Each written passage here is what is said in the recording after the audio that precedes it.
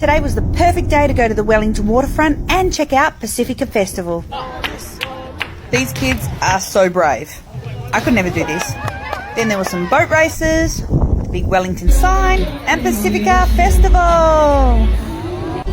So many islands were represented: Tonga, Samoa, Niue, and Fiji.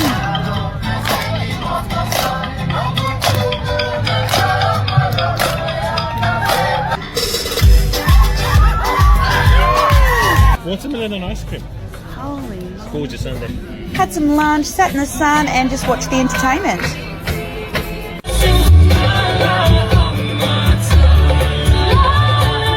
Then they were trying to get everyone to do this TikTok dance. It was a pretty fun vibe.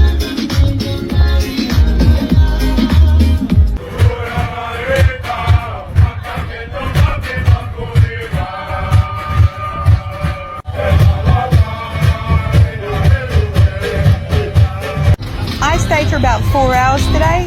It was really fun to just sit in the sun and be entertained. Finaka!